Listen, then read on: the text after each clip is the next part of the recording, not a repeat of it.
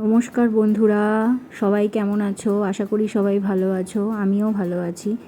তো আজকে আমি একটা রান্নার ছোট্ট ভিডিও নিয়ে এসেছি, সবার ফেভারিট এঁচোড় চিংড়ি।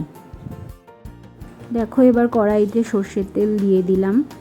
এবার তেলটা একটু গরম হতেই এতে চিংড়ি মাছগুলো ছেড়ে দেবো। চিংড়ি মাছগুলো ভাজা ভাজা করে নেব প্রথমে। দেখো বন্ধুরা, আমার চিংড়ি মাছটা ভাজা হয়ে গেছে। তো এখন আমি কড়াইতে আরেকটু তেল দিয়ে দেবো। এবার আমি এই তেলে একটু জিরে, একটু শুকনো লঙ্কা আর একটু তেজপাতা ফোড়ন দিয়ে দেবো।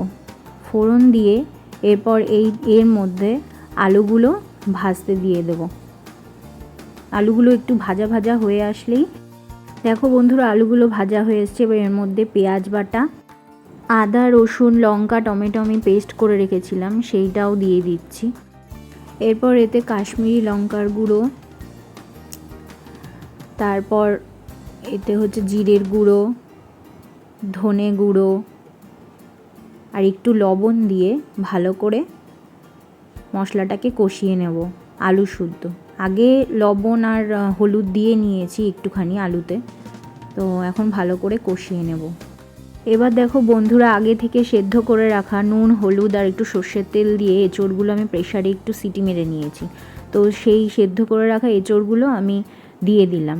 এবার এই এঁচোড়গুলো সহ আমি একটু নাড়াচাড়া করে নেব, ভালো করে কষিয়ে নেব যাতে এঁচোড়গুলোর মধ্যে একটু মশলা নুন হলুদ ঢোকে।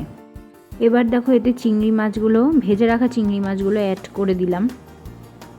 এবার চিংড়ি মাছগুলো দিয়ে একটু নাড়াচাড়া করে নেব। আমি বেশি জল অ্যাড করিনি, কারণ এঁচোড়টা একটু শুকনো শুকনো খাও, বেশি ঝোল ঝোল এঁচোড় ভালো লাগে না আমাদের। তোমরা কে কেমন খাও একটু কমেন্টস করে জানিও বন্ধুরা। দেখো বন্ধুরা, আমার অলমোস্ট এঁচোড়টা হয়ে এসছে, জল ছেড়ে দিয়েছি একটু ঝোল ঝোল। তো আমি এতে গরম মশলা আর একটু ঘি অ্যাড করে দিলাম। দুর্দান্ত লাগে জানো তো তোমরা। তো লাস্টে একটু গরম মশলা আর ঘি দিলে স্বাদটা অনেকটাই বেড়ে যায়। তো এবার একটু এঁচোড়টা নাড়াচাড়া করে নেব, কারণ ঘি আর গরম মশলাটা দিয়েছি, ওটা একটু মিশিয়ে নেব। তো এটা মিশিয়ে নিলেই আমাদের এঁচোড় রেডি। আজকের এঁচোড় চিংড়ি রেডি। তো তোমাদের কেমন লাগলো বন্ধুরা একটু কমেন্ট করে জানিও প্লিজ।